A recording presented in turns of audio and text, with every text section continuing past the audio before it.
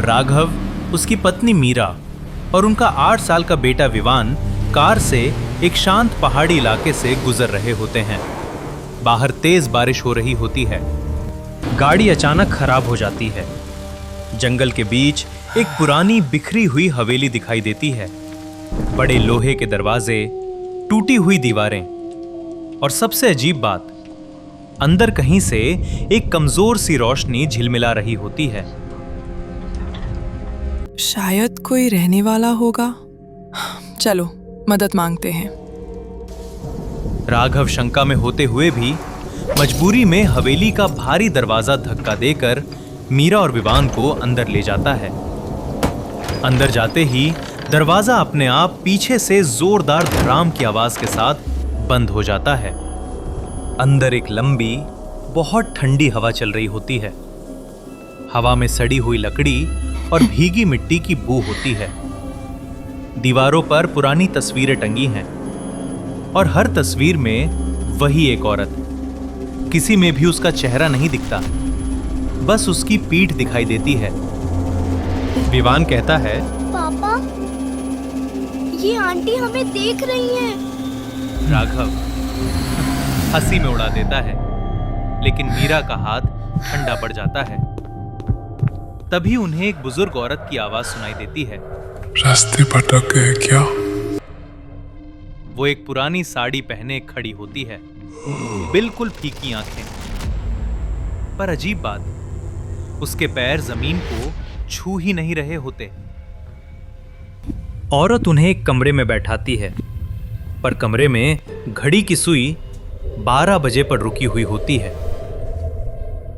मीरा पूछती है, यहाँ समय क्यों नहीं चल रहा? औरत के होठ टेढ़े हो जाते हैं। विवान उसकी तरफ देखकर कहता है, आंटी, आपकी तस्वीरें यहाँ हर जगह क्यों लगी है? इस बार औरत बिल्कुल चुप हो जाती है, फिर धीरे से कहती है, क्योंकि यहाँ रहने वाले लोग मुझे भूल नहीं पाए। उसी पल सामने लगी एक तस्वीर का चेहरा तेजी से हिलने लगता है, जैसे तस्वीर जिंदा हो गई हो। मीरा एक दरवाजा खोलती है और वहीं ठिठक कर रह जाती है। अंदर दर्जनों पुराने फ्रेम टंगे होते हैं और हर फ्रेम में कांपते हाथों से लिखा हुआ सिर्फ एक ही नाम, सुकन्या। राघव घबरा कर पूछता है, ये सब क्या है? पीछे से गूंजती ठंडी आवाज सुनाई देती है, मैं सुकन्या हूँ और ये हवेली कभी मेरा घर था, जब तक इन्हीं लोगों ने मुझे इसी घर में कत्ल नहीं किया। अचानक हवेली के हर दरवाजे खुद ब खुद खुलने लगते हैं और घड़ी की रुकी हुई सुई आगे बढ़ने लगती है। 12:01, फिर 12:02। अब औरत के पैर जमीन को छू लेते हैं। उसका चेहरा घने अंधेरे में बदल जाता है। वो धीरे से फुसफुसाती है, अब वक्त वापस चल रहा है, अब तुम जा नहीं पाओगे। राघव मीरा और विवान को लेकर दौड़ पड़ता है। हवेली के गलियारे लंबे होते जा रहे होते हैं, जैसे पूरा घर जिंदा हो और उन्हें निगलना चाहता हो। दीवारों पर लगी पुरानी तस्वीरें हिलने झूलने लगती हैं। बाहर बारिश और तेज हो जाती है। विवान पूछता है, पापा, घड़ी की सुई को 12 पर करो, तभी दरवाजा खुलेगा। मीरा तुरंत पीछे भागती है और घड़ी की सुई को पकड़कर ठीक 12 पर ले आती है। अचानक पूरा घर जोर से हिल उठता है और वो बंद दरवाजा धीरे धीरे कर्र करके खुलने लगता है।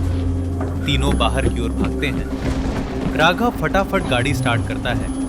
पीछे मुड़कर देखते हैं, हवेली के दरवाजे पर वही औरत सुकन्या खड़ी होती है।